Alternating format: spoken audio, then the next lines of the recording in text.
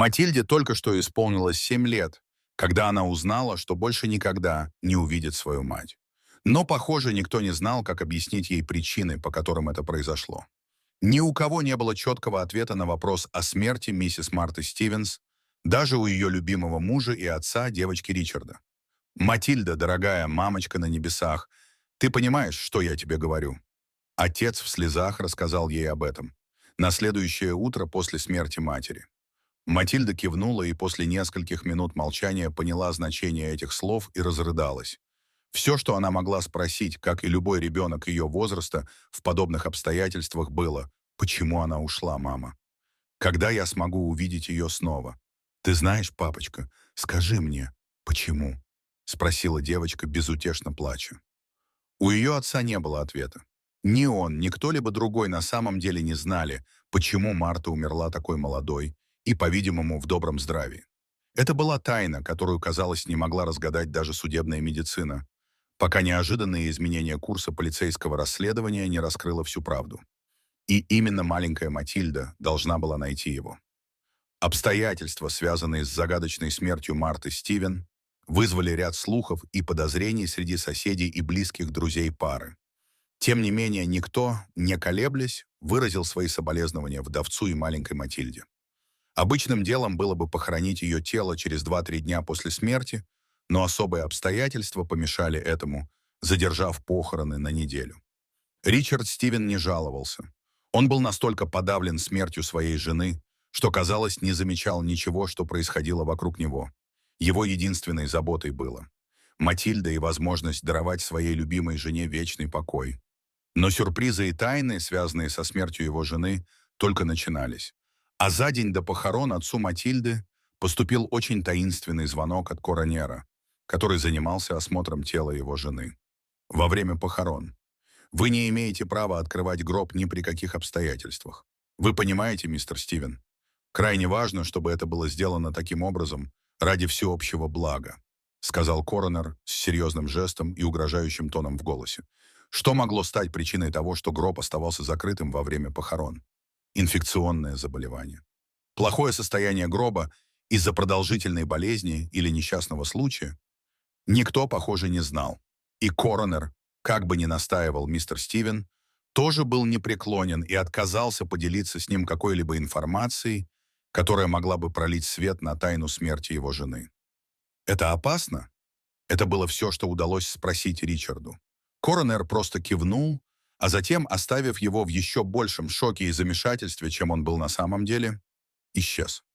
Но этот странный разговор с коронером был не самым странным, что Ричарду пришлось пережить за эти дни. Во время похорон должно было произойти нечто такое, что поразило бы всех и заставило задаться одним и тем же вопросом. Марта Стивен действительно была мертва. Похороны состоялись в понедельник, как и планировалось. Небольшая группа друзей, родственников и соседей собралась, чтобы попрощаться с Мартой и поддержать семью в столь трудное время. Как и предполагал коронер, гроб матери Матильды оставался закрытым в течение всей церемонии. И несмотря на настойчивые просьбы некоторых членов семьи увидеть тело покойной, чтобы попрощаться с ней, Ричард наотрез отказался. Даже его дочь, маленькая Матильда, которая, казалось, была погружена в свои мысли, принимая соболезнования от едва знакомых людей, не удостоилась чести увидеть свою мать в последний раз. Церемония была короткой и светской, именно такой, как хотелось Марте. Закрытый гроб стоял на возвышении рядом со всеми доставленными цветами и небольшой фотографией покойного. Речь одной из лучших подруг покойной подходила к концу, как вдруг Матильда встала со своего места и, указав на фотографию своей матери, сказала: «Мама все еще жива!» — закричала маленькая девочка, и ее голос эхом разнесся по комнате. Но Матильда была убеждена, что ее слова правда, и оттолкнула руку отца. «Она жива! Она все еще здесь! Я видела ее! Вы все лжецы! Я ненавижу вас!» — закричала девочка и выбежала вон. Ричард застыл, глядя на толпу, а затем на гроб, в котором предположительно лежало тело его жены. Он абсолютно ничего не понимал. Одни смотрели на него с недоверием, другие с удивлением, а третьи даже не осмеливались взглянуть на него. Они ограничились тем, что перешептывались на своих местах, выдвигая всевозможные теории об истинных причинах смерти миссис Стивен или даже о ее предполагаемом побеге с тайным любовником, которого она хорошо скрывала. По правде говоря, учитывая обстоятельства и скудную информацию, доступную Ричарду Стивену, все могло быть правдой, и он не осмеливался ничего отрицать, потому что даже сам не до конца понимал, что произошло и почему. Он просто хотел вернуться домой, найти свою дочь и забыть об ужасной боли, которую он испытывал, пусть даже всего на несколько часов. Ричард прочистил горло и, не сумев сказать ничего более убедительного, завершил церемонию. «Спасибо вам всем за то, что пришли, но, боюсь, я должен закончить церемонию здесь. Похороны пройдут в уединении.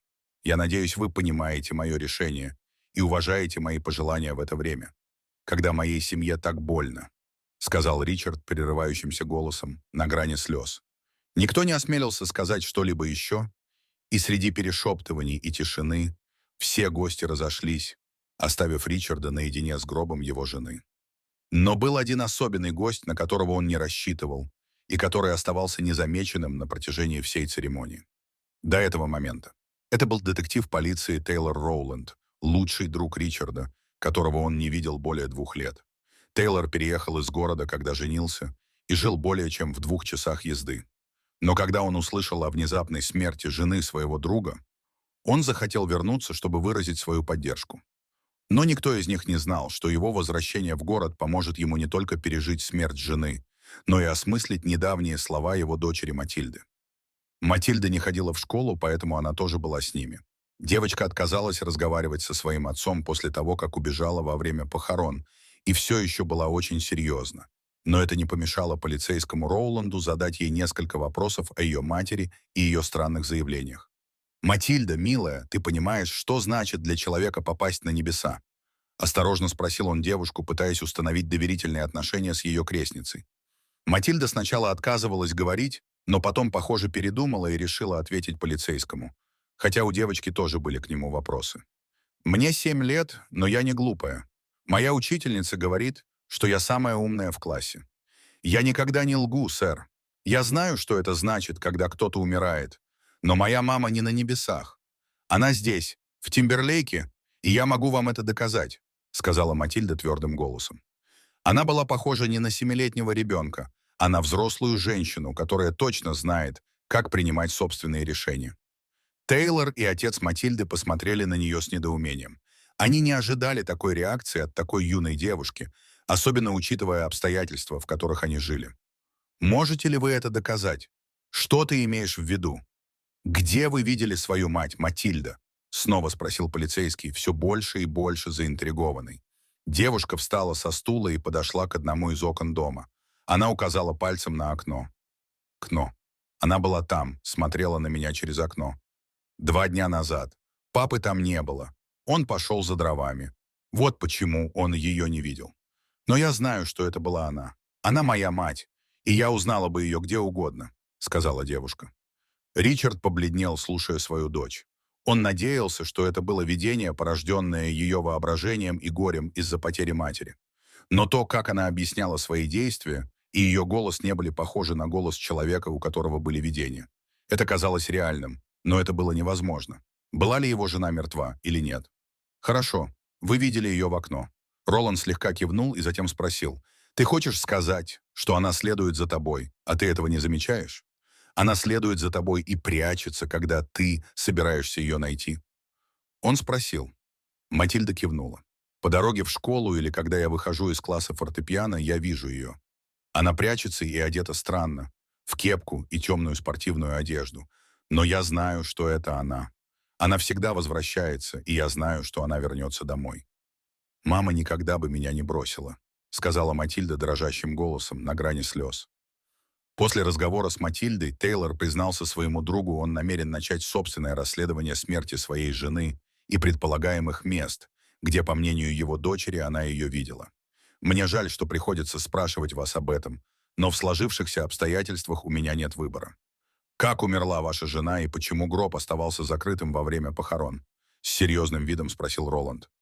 Ричард ожидал такого вопроса, особенно зная, что его друг был полицейским. Как он мог не спросить его об этом, если он сделал это сам? К сожалению, у него не было убедительного ответа ни на один из вопросов. Я знаю, это прозвучит неискренне, но мне не довелось увидеть бездыханное тело моей жены.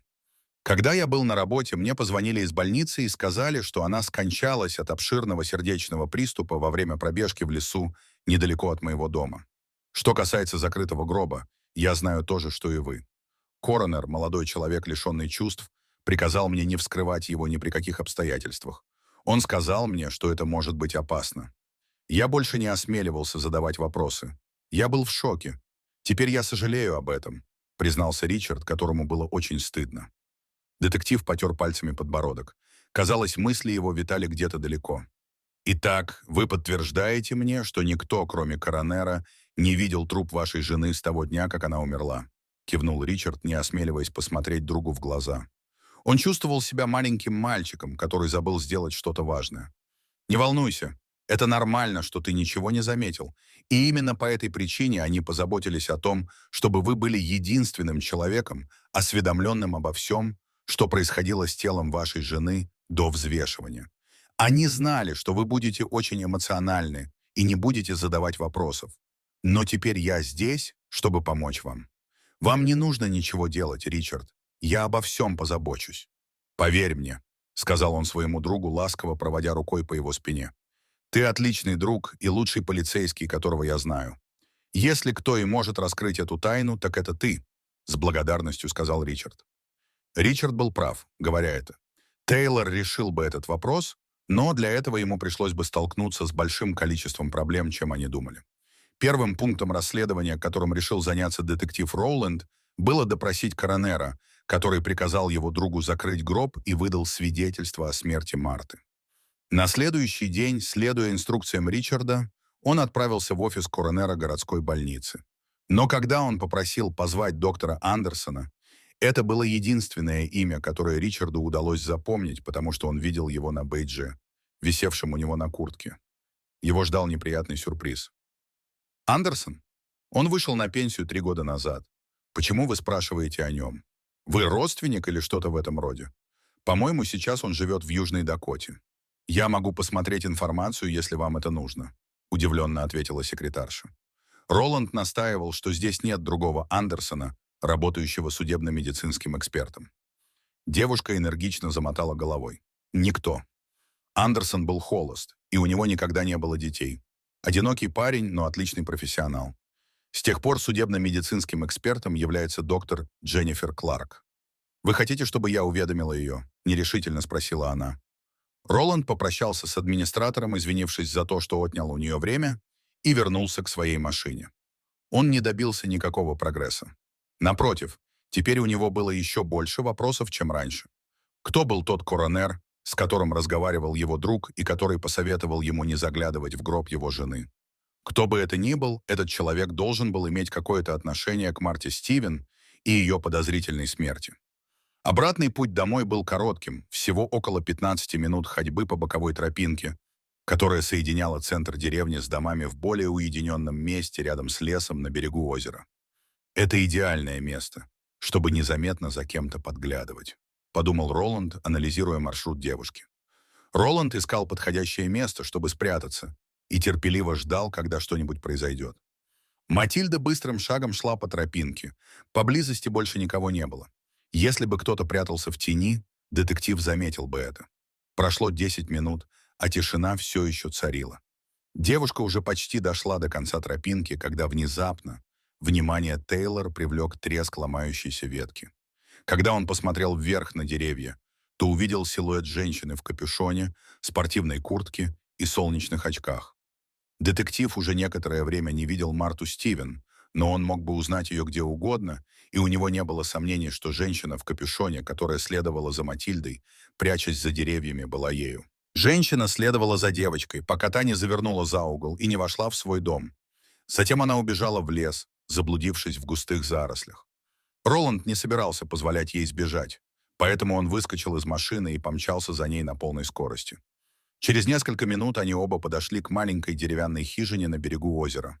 Она была похожа на хижину рыбака и выглядела так, словно ее давно забросили. С одной стороны был припаркован черный Субару. Марта, вероятно, уже была в доме. Тейлор подкрался к одному из окон и осторожно заглянул внутрь. Внутри было два человека, одного из которых он не узнал, но, судя по описанию Ричарда, молодой человек, сидевший в одном из кресел, должен был быть предполагаемым доктором Андерсон. Он был светловолосым, молодым и привлекательным. Его тело было покрыто татуировками, и он был в отличной физической форме, как будто он был военным или кем-то в этом роде. Рядом с ним, обхватив голову руками и явно расстроенная, сидела Марта Стивен. На ней больше не было маски, и хотя она коротко подстригла волосы и выкрасила их в черный цвет, не было сомнений, что эта женщина была женой его друга, которого только что похоронили в пустом гробу. Роланд придвинулся поближе к окну, чтобы попытаться расслышать разговор. «Эльза, мы должны уехать отсюда как можно скорее. Ты должна бросить свою семью, забыть о них!» — кричал на нее мужчина. «Матильда этого не заслуживает, но это для ее же блага и для блага Ричарда». «Я так сильно их люблю», — прошептала она между всхлипываниями. Тейлор отвернулся от окна и присел на корточки, чтобы его не было видно. Его сердце учащенно билось, а во рту пересохло. Что все это значило? Кто была жена его друга? И почему этот мужчина назвал ее Эльзой? Он не мог просто стоять там и ждать, пока они убегут. Они собираются уходить. Мы должны действовать быстро, если не хотим, чтобы они сбежали. «Пошли, я покажу дорогу», — приказал Роланд, за которым следовали 5 вооруженных полицейских. Арест был произведен быстро, и уже через час Марта Стивен и ее сообщник были задержаны и допрошены полицией. То, что они обнаружили во время этих допросов, вызвало стыд и смятение у всего общества, особенно у Ричарда и Матильды, которые стали свидетелями того, как женщина, которую они оплакивали несколькими часами ранее, призналась в том, что инсценировала свою смерть, чтобы бежать из страны, и в том, что более 15 лет использовала личность другого человека. Оказалось, что настоящее имя Марты было Эльза Форестер, и Интерпол разыскивал ее в течение многих лет из-за ее криминального прошлого в Европе. Когда она встретила Ричарда во время одной из своих поездок и забеременела Матильдой, она попыталась оставить свое прошлое позади и стать новым человеком, но прошлое вернулось за ней. И, столкнувшись с угрозой ареста на глазах у дочери и мужа, она решила инсценировать свою смерть и бежать вместе со своим братом Скоттом, за которым также охотилась полиция. Единственным утешением, которое оставалось Ричарду, было осознание того, что его жена, несмотря на то, что была другой, по-настоящему любила их. Но тень ее прошлого была слишком велика, чтобы ее можно было вынести, и Ричард хотел, чтобы Матильда росла счастливой и жила нормальной жизнью, чего он не мог сделать, имея сбежавшую мать. Эльзу арестовали вместе с братом, и на следующий день они навсегда исчезли из их жизни. Это несчастливый конец, но это урок того, что наше прошлое и наши ошибки всегда настигают нас. Как бы далеко мы ни зашли, какими бы именами мы себя ни называли, прошлое всегда возвращается, и мы должны отреагировать.